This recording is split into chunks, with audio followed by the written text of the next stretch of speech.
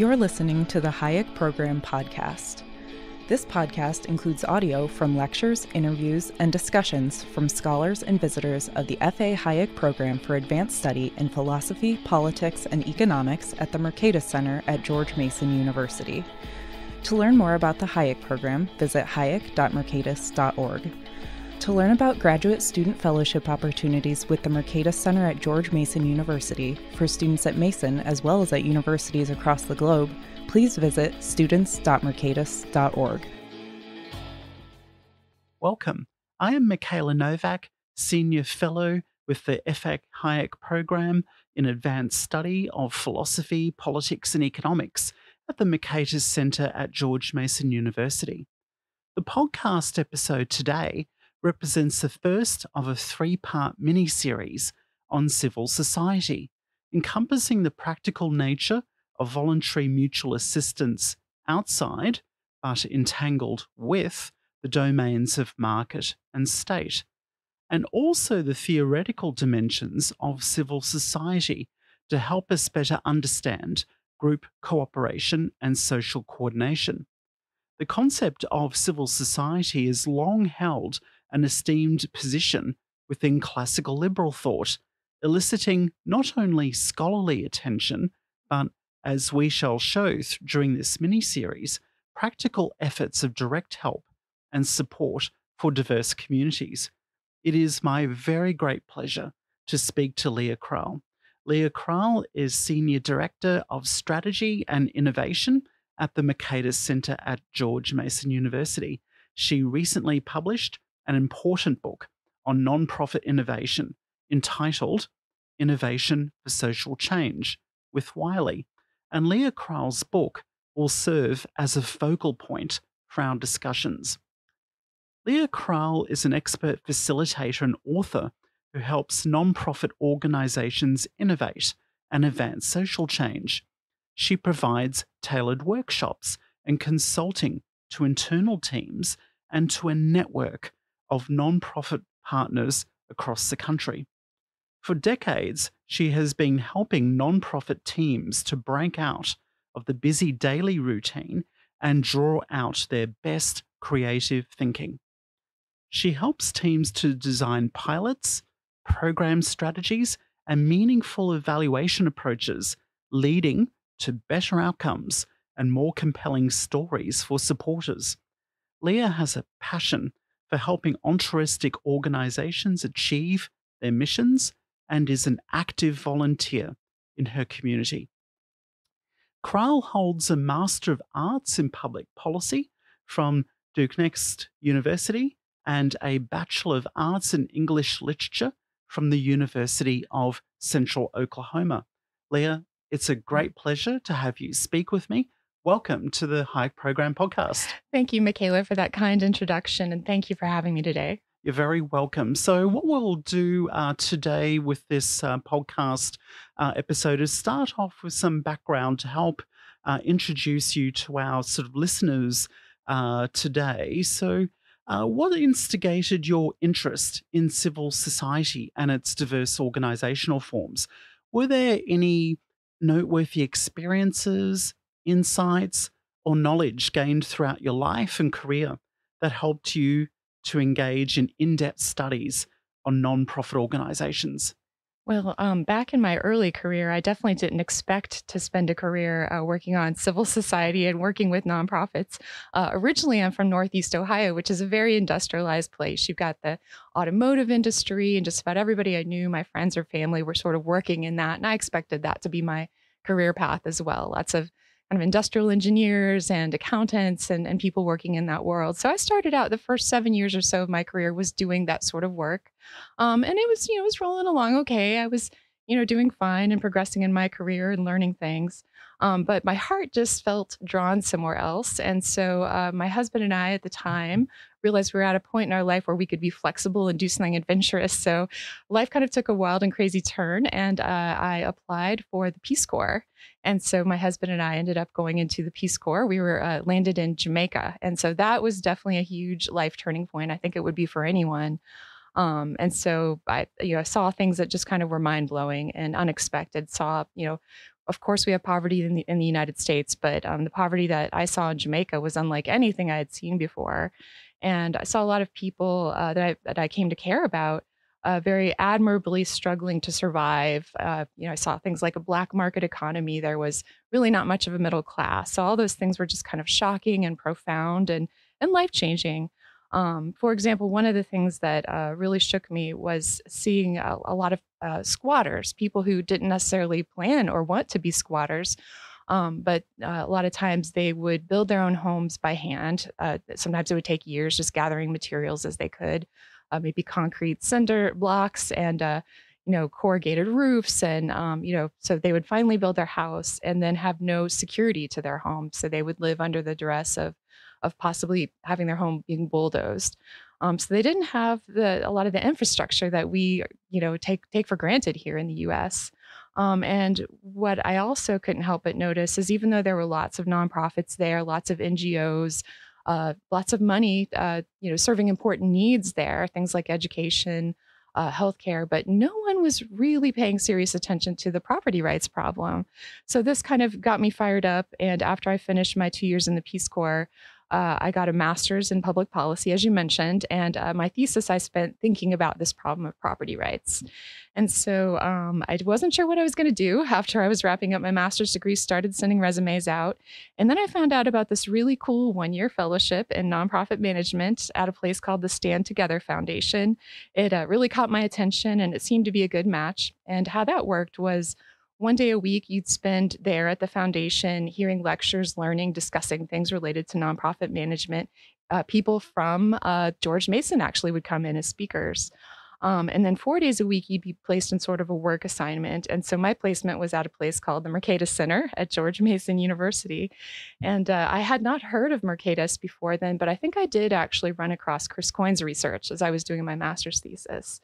And so to describe my work placement at Mercatus, for those people who may not know about Mercatus, we bridge economic ideas into the real world to advance human flourishing. So I work alongside a lot of brainy economists, and I really love the mission. It turned out to be a perfect fit for me. What Mercatus needed at the time was they were thinking about, well, how we're raising money to run these programs, and we want to make sure that our donors and our board do hold us accountable. And so they asked me to work with our different program teams to facilitate conversations and discussions about, well, what is it we're trying to do? And what are the outcomes that we're seeking? And how do we know if what we're doing is working? And I've been with Mercatus ever since. I really like working there. And what I didn't know, but what I've since learned is I had the opportunity to work with these wonderful economists who are also applying economic ideas into the workplace. So not only did I take sort of my past for-profit world experience of thinkers like Drucker and Covey and Deming, but I also got this wonderful exposure to an economic way of thinking, which was really exciting. And then 3 years ago, my executive director said, "Hey, Leah, I've been hearing really good things about your workshops. Why don't you put it into book form?" And that's really exciting. And as you mentioned, it's now out. And the book is really written for busy practitioners working on the front lines of nonprofits. It's full of stories and best practices, very practical, not an academic book necessarily, but very practical book.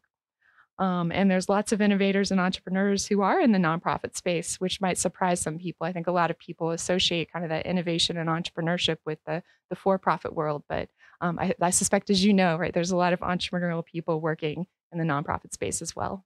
And it's very interesting to think about the trajectory of your career from a sort of potential engineering aspiration to now being a sort of practitioner, providing advice, strategic advice to the non-for-profit world, in the sense that the career that you are in now, and your book, I think, very aptly reflects this idea that basically you're adopting a non-engineering approach to helping nonprofits as they navigate their way through context and through a complex world. And I'm sure we'll sort of flesh out some of those sort of contextual sort of underlying bases for the study of nonprofits in your book. So another follow-up question I had is, again, to illuminate background, is to what extent have the key tenets of classical liberalism, including that of free association, as well as voluntaristic forms of collective action to resolve social problems, or of mainline economics, which keeps to the same commitments as philosophical liberalism, motivated your own work? While researching my book, I started getting curious and asking, well, where do nonprofits as we know them come from? And when did that come about? And even though I ended up not writing that in my book because the book is meant for practitioners, but I did a little side journey and just got curious and started reading about this. And I ran across this historian at Case Western Reserve University. His name is David Hayek. And he's written a number of books on the history of civil society and philanthropy. And I would recommend definitely check him out. And my hope is now that I've finished the book, I can return back and spend more time with his research. But from reading his work, it struck me that the birth of nonprofits is really aligned with the story of freedom and classical liberalism. It's super interesting. So just summarizing some points that I took away from Hayek's research. So as we know, when Tocqueville famously visited the United States back in the 1830s, he was very surprised. He observed that in comparison to what he was used to in France and in Europe, the United States had these very free associations, and he was struck by the freedom of it and wrote about that. And they were far more decentralized, voluntary, and bottom up than what he was used to. And I have this quote from him. He said, "We've hardly ever seen anything of the kind." And in England, he also said that it was the landed aristocrat who was the primary organizer for social or public concerns. And then those who were dependent upon the aristocrat were then subservient to the execution of his designs. So in other words, if you weren't a wealthy aristocrat and you wanted to do something in your community, it wasn't necessarily through your thoughts or your ideas. You or your family might be voluntold to build the new almshouse or the new orphanage. I find that really interesting. So back in Europe, this idea of a nonprofit getting a legal charter to work on a particular mission or outside the control of the church or outside the control of these feudal lords was considered far too radical, that would have been dangerous to give people that kind of freedom. So I find that a very interesting story. So it looks to me, based on Hayek's work, that the American Revolution was a major turning point in how civil society was organized.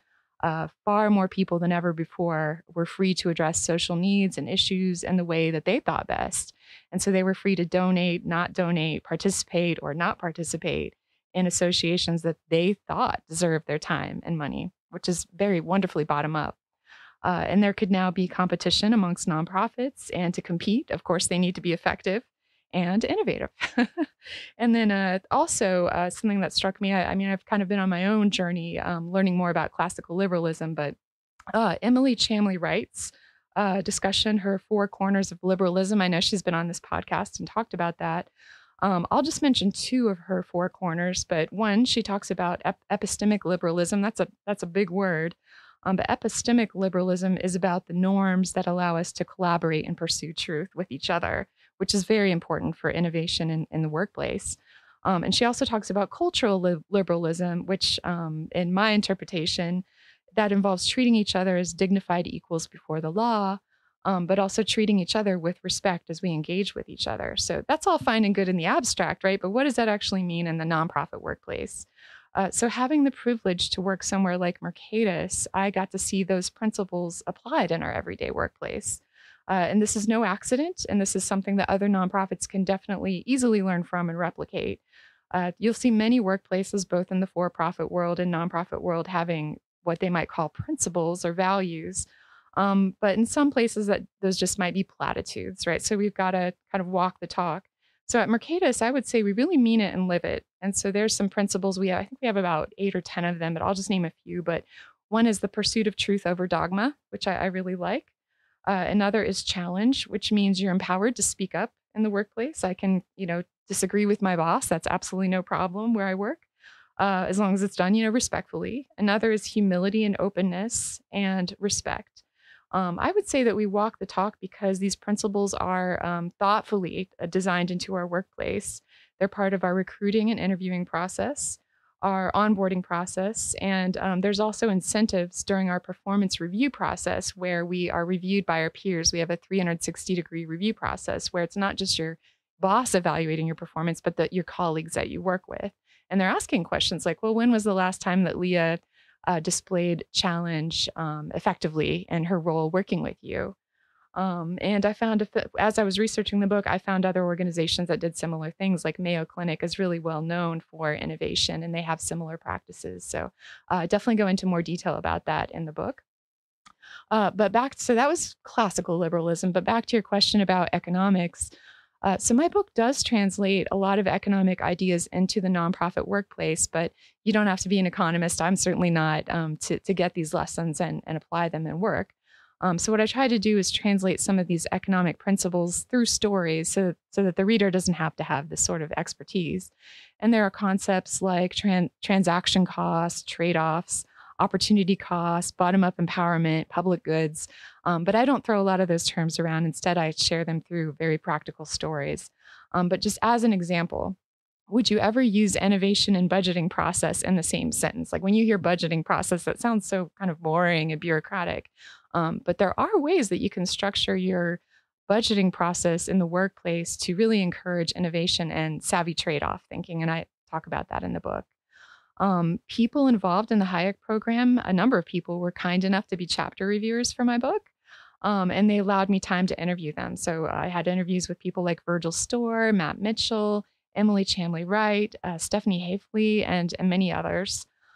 For example, I was working on this chapter about organizational design, and that was one of the harder chapters to write. And what is organizational design? Well, that's where you're exploring questions like, well, who gets to make decisions and why in the workplace? And when do you need formal structures versus informal structures? And so I realized as I was working on this chapter, it wasn't sitting right with me. And I was having these sort of internal debates with Hayek. And so I sought the help of economist Matt Mitchell. And Matt is a person who co-wrote Mainline Economics with Pete Becky, really smart guy. And Matt sort of helped me get unstuck. So what I thought I knew about Hayek was that he had these important insights about the danger of top-down command and control bureaucracy. But I mistakenly thought that Hayek was mostly against organization and structure. I was wrong about that. So Matt Mitchell set me straight, and he actually brought this wonderful quote to my attention that's in the book.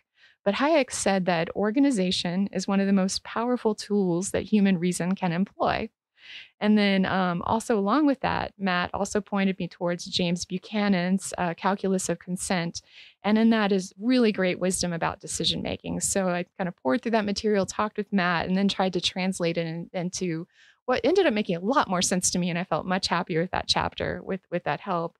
So I learned that when we're designing organizational structure or thinking about things like, well, who gets to make decisions in our workplace and why, it's really all about balance.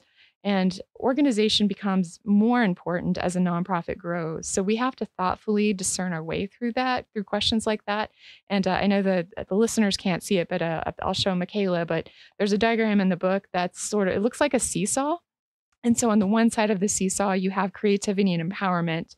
And on the other side, you have these things that are difficult, like managing complexity, your intentional processes, your decision making, your resource allocation, right? So how do you sort of navigate the right balance? And so I think the chapter does a good job providing guidance to people who are struggling with those things. And some things were a wonderful surprise. I've got examples where a section in that where we talk about, well, when is the right approach having no organization or structure? And organizations like Alcoholics Anonymous, which are extremely bottom up, are a good example of that. So there's a little bit of both depending on the type of organization and your mission. So you refer to the figures of Hayek and Buchanan, but it's also very obvious just from the very perceptive comments you provided there that the figures of Eleanor and Vincent Ostrom figure very heavily in your own approach in terms of the possibilities of self-organizing, which must be really the central point of nonprofit operations and governance. So on that note, I think what we'll do now is to actually turn to your book, Innovation for Social Change. And there are a range of very important insights that emerge from this important book. And so I'll start off by making a comment about nonprofit organisation, where one might assume that certainly for many listeners of this podcast, presumably, the internal operations of nonprofit organisations represent something of a quote-unquote black box. So donations pour in, and social financing and services delivery pour out. But what goes in within that intermediation stage known as nonprofit organizational activity? I'm wondering, Leah, if you could tell us about some of the principles and practice of good internal management on nonprofits and especially teamwork that you discovered during your research, please. Yes, I've seen a funny cartoon along those lines of that black box idea. A lot of people, might, especially if they're not working in nonprofits, they might think, oh, donations go in and this mysterious stuff happens in the middle and then somehow outcomes happen. And there's actually a really funny cartoon that gets circulated amongst nonprofit professionals. I've seen it a number of times. And it's these two, maybe mathematicians standing in front of a blackboard, and there's all sorts of formulas written all over it. But the middle of the blackboard is just kind of, it's just erased. There's nothing on it except for the writing that says, and then a miracle occurs. So yes, I think that's true. So there are a lot of that. What I do try to do in the book is try to break down that magic in the middle so that it's helpful to people in nonprofits, but also outside of nonprofits. So there's a number of things that are important. I won't go into them all, but a really key one is clarity of thinking, clarity of intentions. And when I in my work with teams, we spend a lot of time. That's actually really hard, trying to figure out what is the thing you're trying to do. You might have a range of possibilities for a social problem you're trying to solve. So there's usually just a lot of heavy duty thinking that goes into that. It's much easier said than done. And so I share a number of examples in my book about that. One, I try to take examples we might be familiar with, like the civil rights movement, and did a lot of reading on that, and then just tried to break it down and show, well, these were all the problems that they were wrestling with and facing, and they were trying to choose, well, which are we going to address? And I share their just internal discussions about that, which were fascinating. And so how did they come to their theory of change? They did a lot of experiments and really good things that we can learn from. I also did the same for a wonderful school in New Jersey that's serving at-risk youth. They very creatively ended up being a student-run school. Their stories in the book, they've been featured on 60 Minutes. They're just remarkable. So being really clear about what your North Star is and then breaking it up into achievable chunks, and then doing a lot of experimenting and trial and error. Those are all things that kind of work together and are really important. Also, this thing of measurement and evaluation in nonprofits is just a hairball, kind of a messy, challenging thing. And there's so many ways that can go wrong, or we can structure it in the wrong way. But creating feedback loops so that we can answer this question of how do we know if what we're doing is working? There's a whole chapter in the book about that. The book is really divided into 3 sections, and the first is probably the most fun. So what I do in the first section of the book is translate what's called design thinking. So you'll see a lot of for-profit and creative companies like Pixar using design thinking. And what it's all about really is there are techniques you can use to encourage your team to think very creatively about what problem they're trying to solve. And so the way I broke it up in this first section of the book was drawing out teams' thinkings on what's desirable, which means, well, what are the problems? Let's surface those and talk in depth about the problems that are out there. So what's desirable, what's scalable. So that means our ideas can sometimes be bigger than we realize. We might be able to experiment with something small, but that thing that we figured out might be able to be scaled to other states, for example. So there's what's desirable, what's scalable, and then what's feasible. And these are exercises designed to help teams think through about being realistic about who might be in opposition to the thing we want to do, and thinking through what battles we can win. And then all of this is then followed by experimentation. So that first section of the book is really giving managers the tools to help their teams think very creatively. And it's really kind of a fun, inspiring part of the book. And once we get to that experimentation section, there are lots of stories, good principles like fail fast and fail small. Conduct small pilots and experiments, adjust and learn. And one of the people I interviewed there was Roman Hardgrave, who is one of the people running Marginal Revolution University that produces economics education videos. And he's got lots of very insightful stories about how they run different types of experiments. So it's quite interesting to listen to your insights as retold from the book in terms of breaking down sort of problems into navigable and piecemeal parts. And it seems to me that's actually quite sort of a rational response if we understand rationality to be purposeful, goal-directed activity in uncertain environments, because to be able to then break down activities into sort of piecemeal and manageable pieces allows for flexibility for nonprofits as all the sort of the gales of uncertainty sort of blow around and affect nonprofits. So that's particularly interesting. And that really then gets to the term social innovation, which is at the core of the title of your book. So the term social innovation has been certainly elevated as a major concept in nonprofit conceptual and practitioning literature. So what does that actually innovation look like for a nonprofit organization? And why should innovation matter to nonprofits? That's a great question. Innovation to me, and the shorthand or how I think about it, is just simply finding better ways of doing things, finding creative ways to add value and solve problems. So if we're working in the field of social change, innovation could be big or it could be small. I think the civil rights movement as a whole was a massive effort with many organizations. That's an example of really big social change. But innovation, importantly, can also be very small.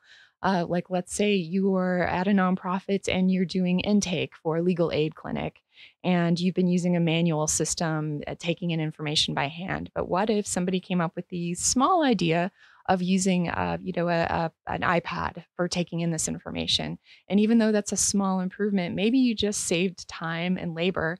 And now that the resources that used to go into all that can be shifted to something else, right? So small or big, they both matter. And I think anyone in an organization can be an entrepreneur, can be an innovator, can find ways to add value. Nonprofits are really important. They're solving some of the biggest social problems, wicked problems, and often nonprofits are solving those more effectively and more bottom up than government. I know as the Hayek Program did research on how people were responding in the wake of Hurricane Katrina, they found evidence that a lot of nonprofits were responding a lot more effectively than government.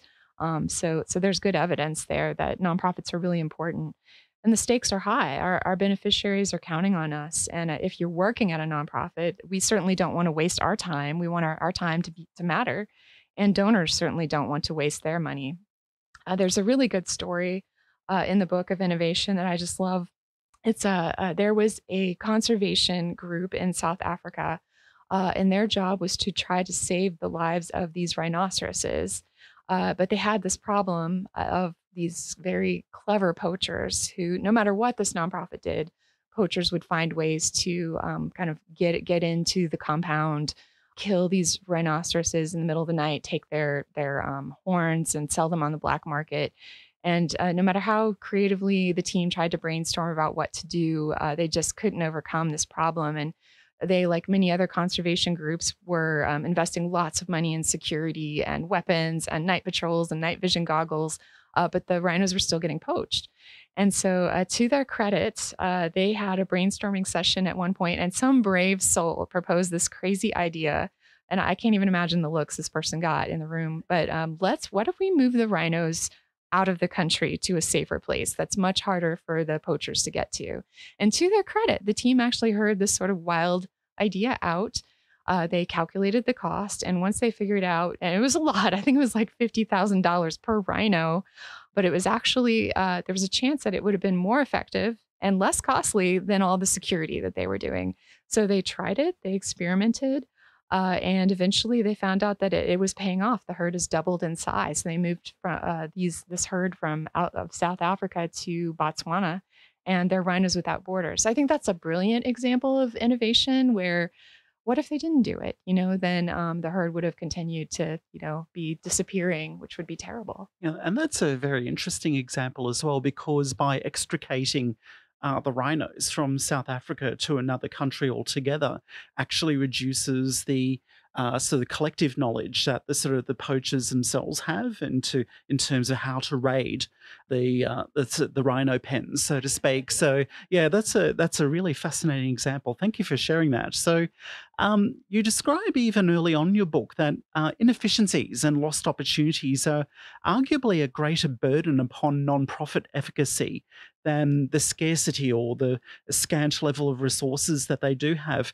Now, do you think that efforts to eliminate those problems of inefficiency represent a potentially untapped source of non-profit innovation. I also wonder here if demonstration that internal inefficiencies have been or are being actively solved would help improve public trust in non-profits. Or do you even think that the trust issue is an trumped up non-problem? What do you think? As I think about your question, I kind of wonder if the answer is maybe a yes and. I ran across this article with stats from the independent sector, and they were arguing that trust in nonprofits is actually higher than most other institutions, higher than government. I don't know if that's what you've run across in your research. And we know that, nonprofits, like in the case of the Hurricane Katrina example, governments were more effective than government in that case. I think a lot of people maybe believe that or understand that. But I know from my own experience that, there's a lot of laudable work happening. There are nonprofit heroes, people sacrificing. During my 2 years in the Peace Corps in Jamaica, I just remember feeling very moved by the things that I saw. I'd see community organizers just waiting for hours on end at bus stops, to go to the community event, just to do something good for social change. They were really sacrificing. So, there's just so many needs in the world, and there are a lot of people who are rising to the occasion to address those needs. And I write about many of those in the book. So yes, we should be passionate, but we should also be thoughtful. We can have these barn-sized blind spots like what I saw in Jamaica with, people pouring lots of money into programs, but nobody paying any attention to something fundamental like, let's help people get land titles so that then they can be empowered and they won't need all this help. So we can have these blind spots, and, we need to address that. So, there's this great Covey quote: you can be climbing up the ladder, but is your ladder leaning against the right wall in the first place? I think that's brilliant. And, we can get caught up in nonprofits. We can be spread too thin. We call it the tyranny of the urgent, right? So busy carrying out our everyday work that we miss that big picture. So I think Covey makes a really good point there. There's another story in the book that I was really surprised to learn about. So a lot of people have probably heard of Hull House in Chicago. It was an immigrant resettlement house that was around for over 100 years and really well known. Its founder had won the Nobel Prize. They had copycat settlement houses all over the country. But mission creep actually is what eventually led to its closing. And that really surprised the Chicago community. And when you unpeel that story, what you find is that they kind of changed their mission over time without really noticing or paying attention, and ended up having to kind of tragically close their doors. So it's a story of blind spots and failing to ask key questions. So I would say, back to your question, in nonprofits, it's really important to make the time to be intentional. And by being clear about our intentions, we can then think about, well, how are we going to gather evidence to know if we're on track or if what we're doing is working? All this takes a lot of work. It takes team conversations. It takes, good leadership. And individual donors may not even want that level of detail from us. Often they don't, but the larger grant makers will. So, one of the more intriguing aspects of your book, and you've already hinted at this, is the importance that you give to the generation of ideas as well as of rhetorical persuasion.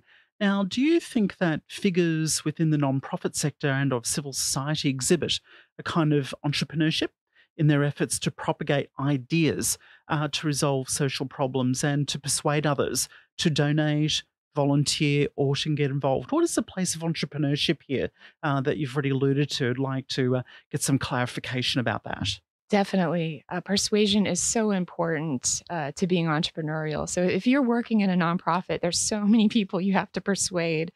You want to convince people that your good idea is a great idea. You want to stand out from the crowd. And for anything we want to do in nonprofits, we need resources to do those things. So often we find ourselves trying to convince our colleagues down the hall. Maybe you're trying to convince your boss, or you're trying to persuade donors or grant makers.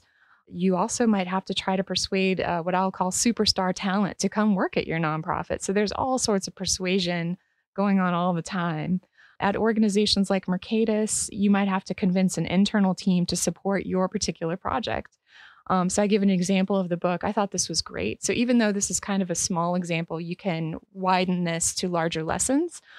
So our IT team, so we're an organization of about 200 people. We have a terrific IT team. And so they might get 100 requests and end up only having the resources to work on 30. So how on earth do they, sort through all of those opportunities to make the right decision for the organization? And so what they have, and I share this in the book, is sort of a decision-making rubric. And they have questions like, will this affect the security of the organization? They have, I think they're like 20 questions, right? So right at the top, will this affect the security of our IT system? Another one might be, will this affect external stakeholders like donors? Another would be, will this stop work, right? So they have these just smart, very logical questions.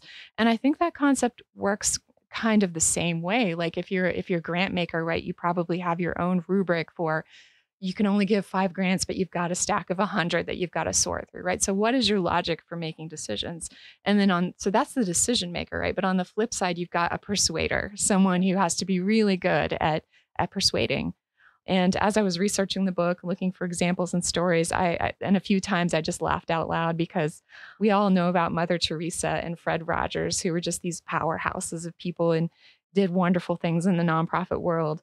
But if you look at their origin stories where they first got started, they were told no all the time. And this is Mother Teresa, right? People are like, no, I don't like your idea. Go away.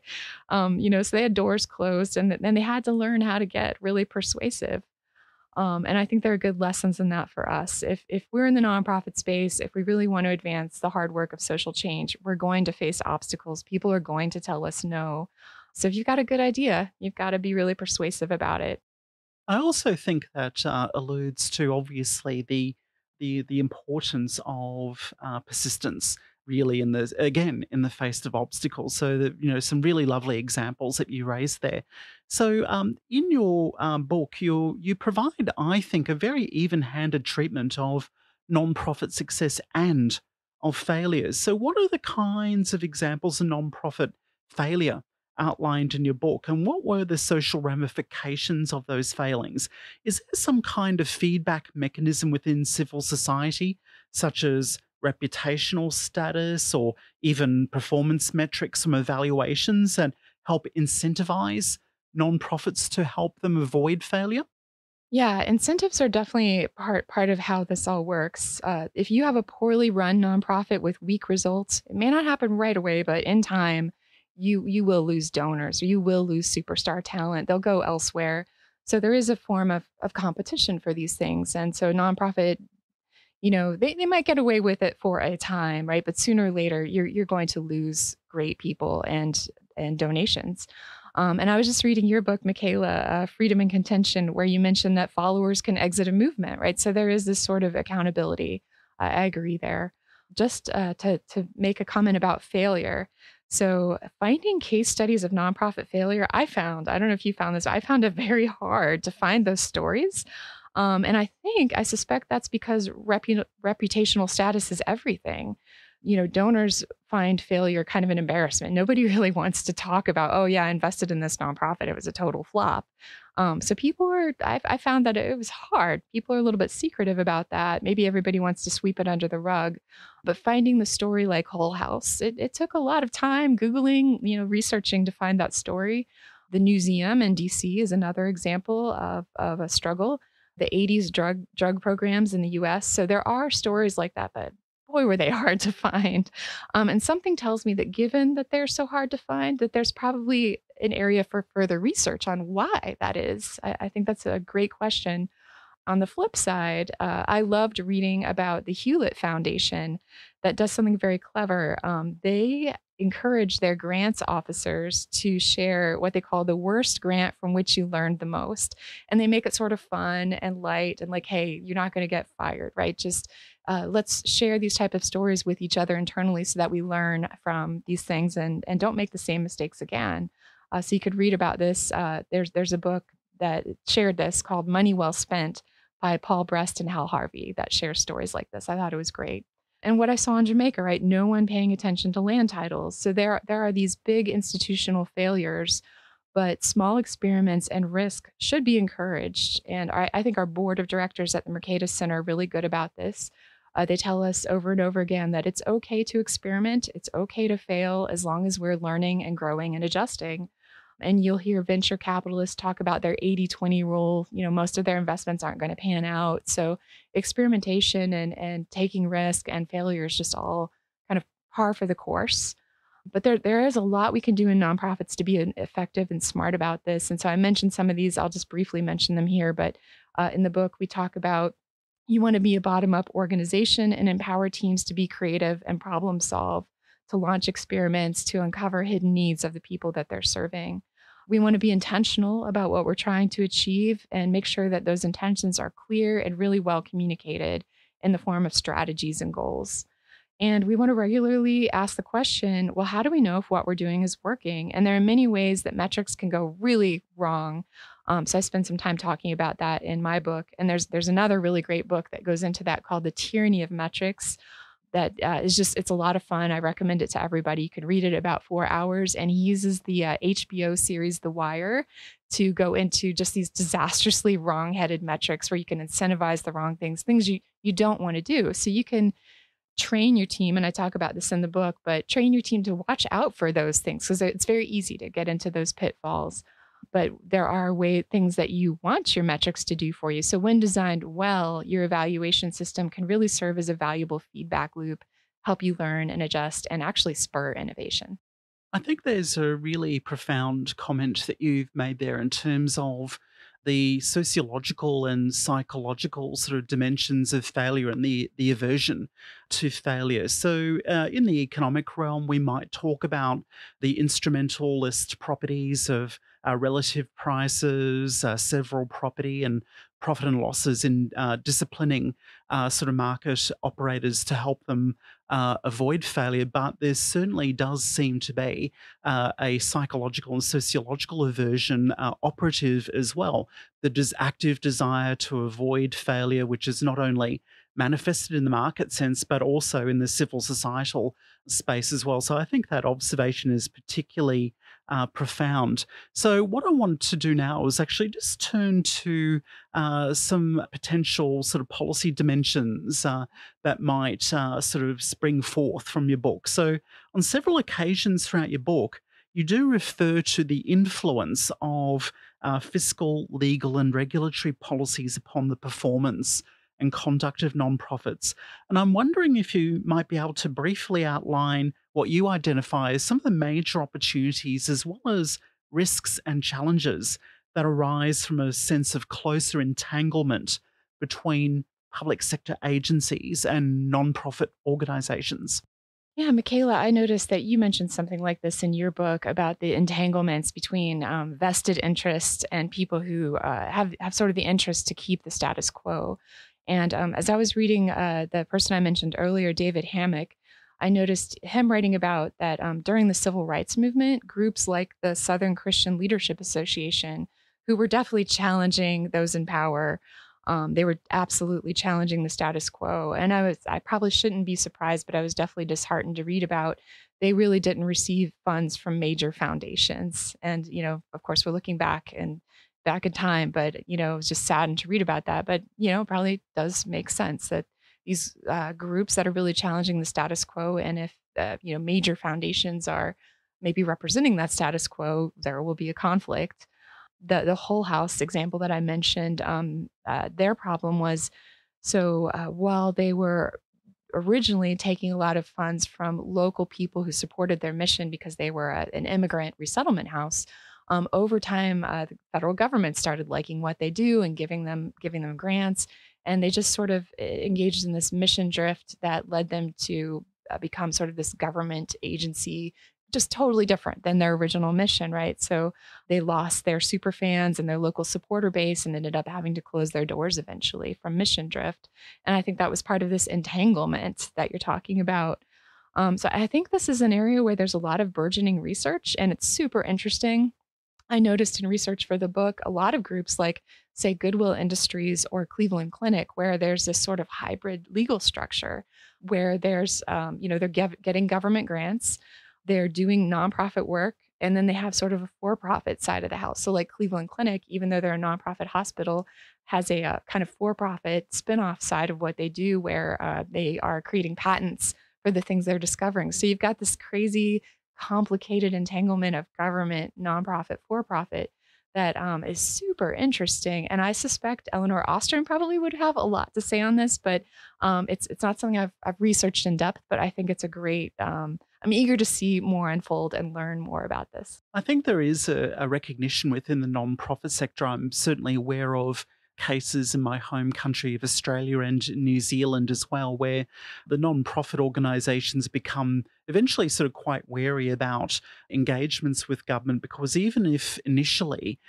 grant giving is unconditional, what they do tend to find over time, or at least there's a range of anecdotal examples that point to it, is that conditionality gets wrapped up into the sort of the constant intertemporal sort of flow of funding. And then what happens, then you sort of create sort of dilemmas for that organization in terms of meeting their original objective, or the spirit of their original objective. And you referred to some closer to home examples there. So I definitely agree with you. There's definitely a burgeoning sort of area of research here to sort of think about the opportunities and challenges that arise from this phenomenon of entanglement.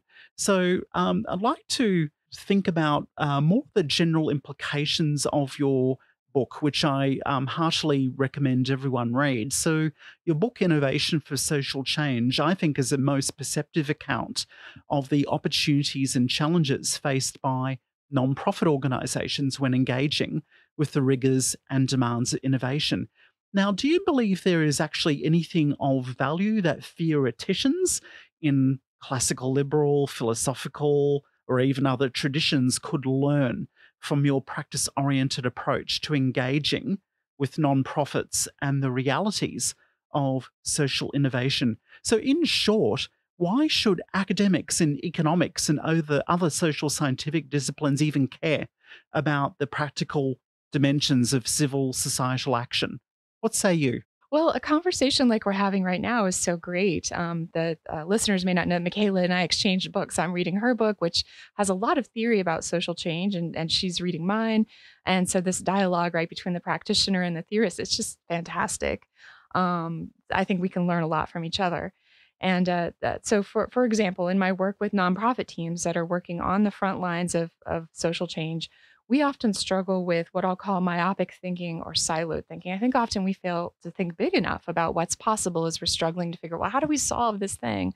And so this research of what you call sort of the entangled political economy, about networks or the complexity of partnerships across sectors, is so helpful, right? So I think that that theory and what maybe you or other researchers uncover about that entanglement will very much help us on the ground as we're looking for, well, what are the various ways that we could look to solve these problems, and maybe we could look outside of our four walls of our nonprofit or partner with someone unexpected to overcome whatever it is we're trying to solve.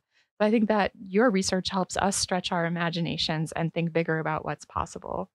And yeah, I'm just really excited to learn more from the researchers who are working on this question. And I was kind of hoping somebody would write an Ostrom for Dummies book. I'm looking forward to that. And yeah, so my book is definitely written for practitioners, but maybe theoreticians working in sociology or entrepreneurship studies or civil society studies or political economy. There might be some back and forth that might be useful. I hope so. Yeah, look, I definitely do think that there is a very great potential for greater dialogue between practitioners and researchers, because the great benefit, I think, of non-profit practice studies for researchers is that it allows researchers to conduct grounded studies that are practical and that are oriented to conditions on the ground, as opposed to high abstractions which are not appealing and are quite possibly not relevant to action situations on the ground. So certainly, definitely support the sentiments that you put there, including the Ostrom for Dummies. I think that will be a very useful contribution should someone engage. So we're almost out of time. But I actually wanted to pose to you probably the greatest, perhaps most difficult question of them all to almost finish off. How would you define civil society? We've spoken about civil society for the best part of an hour, but How do you define it? And what does that term mean to you personally when someone like me or someone else, a colleague or a scholar, invokes that term? What does it mean? Yeah, I had to think about that a little bit. The book forced me to think about it because, like, I'm a practitioner. I'm working with practitioners, so thinking about that at sort of that higher abstract level, I felt forced to do it just through the nature of writing the book. I've heard some people call it the third sector, but as I was working through my own thinking about it, there's this idea from economics, and I'm not an economist, so you could probably articulate this better than I am, but I understand this idea of public goods or the commons, where there are these things in the world that aren't easily sold in distinct units, like pollution, for example, or a lighthouse or security. I think economists might call these things like non-excludable and non-rivalrous. Those are big words, but this is where I think that's where civil society comes in, at least in my mind. And then you have these robust debates then about, well, who's best to solve this thing, this pollution or the lighthouse or whatever? Is it government? Is it nonprofits? And I think civil society, at least feel free to challenge or disagree, but might also include family, friends, or community. To me, civil society might include the hard work of parents raising their children or taking care of an aging relative. And then there are many people doing the work of civil society, in informal ways, like through church or just simple volunteerism. But then civil society also includes this more structured effort of formal nonprofit institutions, larger organizations, maybe a food bank or an animal shelter or groups working on land conservation.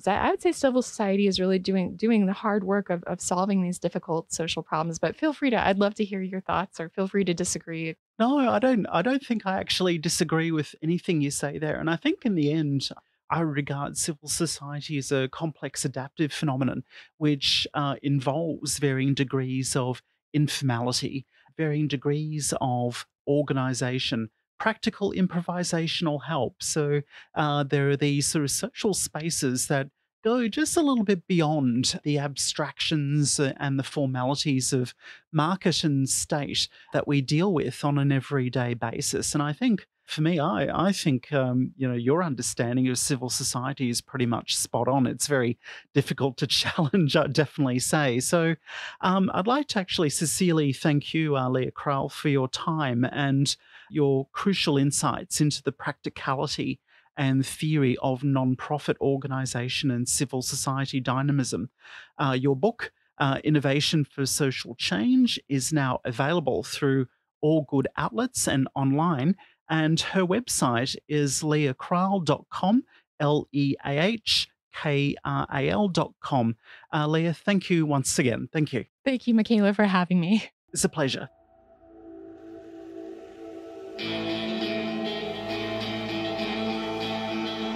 Thank you for listening to the Hayek Program Podcast. To learn more about the research, scholars, and work of the Hayek Program, visit hayek.mercatus.org. For more information about graduate student fellowship opportunities for students at Mason as well as at universities across the globe, please visit students.mercatus.org. We hope you recommend students to our programs or consider applying yourself.